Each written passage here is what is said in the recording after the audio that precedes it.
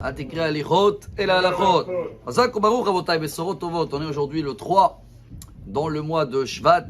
Et voilà l'histoire sur 3 élèves. Une histoire qu'elle remonte à peu près 60 ans en arrière, mais qu'elle est magnifique. C'était en New York, Brooklyn, moins 20, une belle tempête. Et dans la yeshiva Torah Vadat, je ne sais pas si vous avez entendu parler de cette yeshiva à New York, elle existe toujours.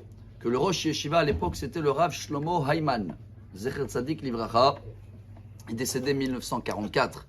Et il était connu une fois par semaine, il donnait le cours, il y avait je ne sais pas combien, 500 élèves, et il était là. Mais dans cette tempête-là, il n'y avait personne dans les rues. Et la yeshiva, elle n'était pas à côté où tous les élèves y dormaient. Alors ces 3 copains-là, ils réfléchissent, ils disent « Waouh, ce soir c'est le cours du Rav, comment on fait ?» Et ils ont dit on y va. Et ils ont marché, et ils sont arrivés, c'était les seuls, les 3, et pile à l'heure.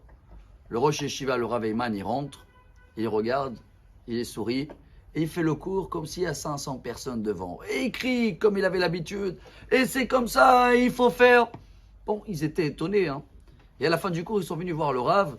Ils ont dit, monsieur le rabbin, il a dit, non, c'est moi, je vous remercie d'être venu, mais pourquoi lever la voix comme ça, comme si on était 500 ? Il a dit, vous croyez que je fais le cours pour vous ? Je fais le cours pour vos arrière-petits-enfants. Que eux, ils ne sont pas là aujourd'hui. Donc, j'étais obligé de crier pour qu'eux, ils vont écouter la voix.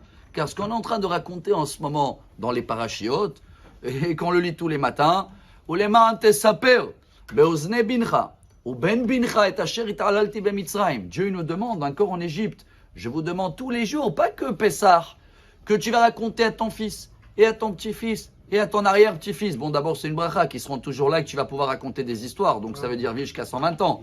Mais ça veut dire aussi de savoir que chaque fois qu'on fait passer un message, calcule tout cela qui peuvent écouter, calcule les générations plus tard, les années plus tard. Et un des profs à Bnei Brak aujourd'hui qui est le plus demandé, tous les enfants qui arrivent chez lui, c'est connu, après 1 an, il se rappelle de tout ce qu'il les a enseigné pendant cette année-là. Et quand on l'a demandé, mais c'est quoi ton secret ? Que les enfants, d'abord, ils veulent tous, c'est des bagarres jusqu'à aujourd'hui, que les parents, ils veulent, malgré son âge, qui sera les enfants chez lui. Alors il a dit, mon secret est simple. Moi, j'étais un de ces 3 élèves à cette soirée-là à New York, à moins 20.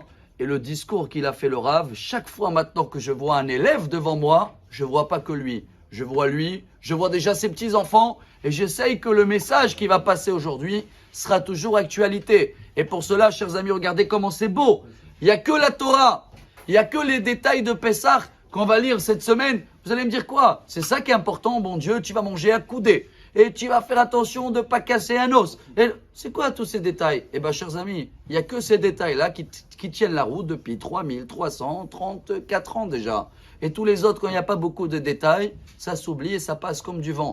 Alors voilà, la prochaine fois quand on essaye de faire passer un message, chers amis, venez en voix devant nous, les générations qui arrivent plus loin. Et comme ça, ce sera, si Dieu veut, un message éternel et qu'on sera toujours là pour raconter nos histoires à nos arrière-petits-enfants. Bonne santé, excellente journée. Amar Rabbi Elazar.